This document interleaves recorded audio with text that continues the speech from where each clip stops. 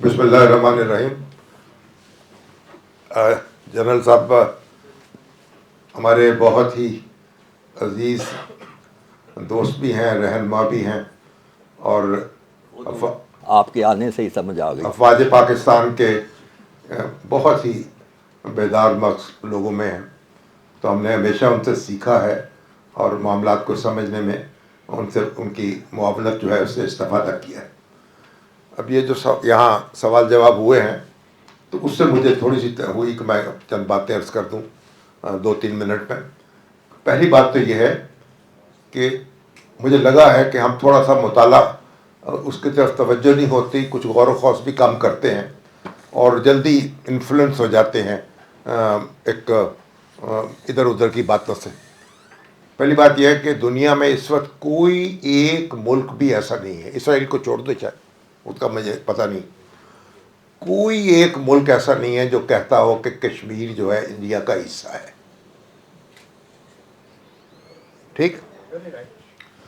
दूसरी बात यह कि कश्मीरी जो हैं उनके सामने जो ऑप्शन है, और जो पता नहीं, मुझे नहीं मालूम वो कश्मीरी कहाँ बसते हैं जो आज़ादी चाहते हैं, तो हो सकता है 2-4-5% हो, ठीक है, उनकी अपनी राय है। लेकिन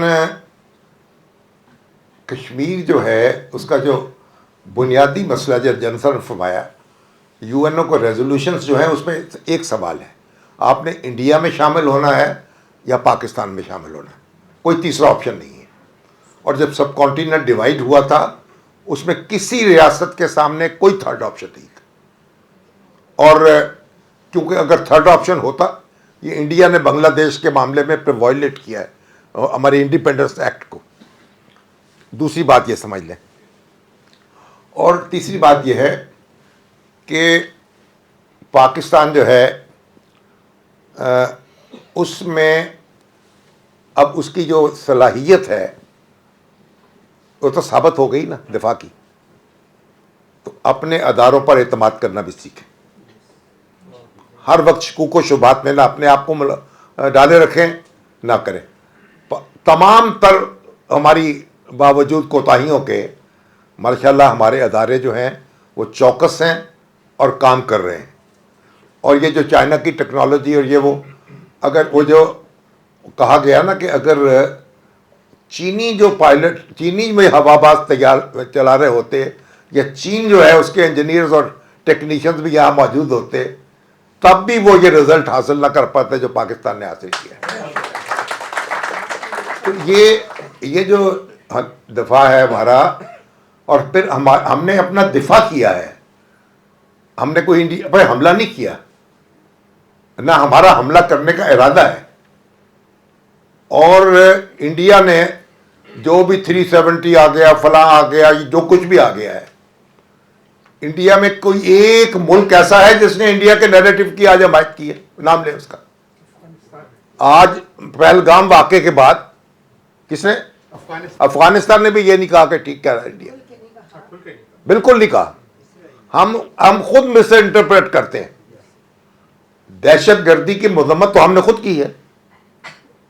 तो इसलिए कोई एक मुल्क, इंडिया का नैरेटिव जो है किसी ने तवज्जो नहीं दी उसके ऊपर पूरी दुनिया में, कि जनाब ये जो पहलगाम का वाकया है उसके जनाब 2 घंटे के अंदर आप ये सारे कारोबार कर लें और विदिन 10 मिनट्स आप अपनी FIR दर्ज करवा लें। तो पूरी दुनिया ने पाकिस्तान का नैरेटिव कबूल किया है और पाकिस्तान की अखलाकी बर्तरी को भी कबूल किया है। और अब भी जो आप देखें, जो इंटरनेशनल मीडिया वो सारा एतराफ़ कर रहा है पाकिस्तान की उसके अंदर बर्तरी का। तो गुजारिश ये है कि ये अगर ये मामला जो है, जब 71 का क्राइसिस हुआ था और बांग्लादेश तस्लीम किया था इंडिया ने, इंदिरा गांधी ने, तो जो प्राइम मिनिस्टर थे चाइना के, चुएन लाई, उन्होंने एक बयान दिया था, वो आज भी मुझे हमेशा याद रहता है। उन्होंने कहा था आपने हवाओं का बीज बोया है, मिसेस इंदिरा गांधी से खिताब करते हुए कहा था आपने हवाओं का बीज बोया है, आप आंधियों की फसल काटेंगी। आपने इस सब कॉन्टिनेंट में एक तीसरा मुल्क क्रिएट किया है। अब ये फिर नए मुल्क क्रिएट होंगे यहां, और इंडिया जो है उसको कहीं ज्यादा उसकी जो पोजीशन है वो नाजुक है इस मामले में। तो बहरहाल इसलिए मेरी गुजारिश ये है कि हमारा जो मौक़िफ़ है कश्मीर के मामले में और पूरी दुनिया में कहीं किसी ने नहीं कहा, ये मुख्तलिफ फेजेस में रहा है।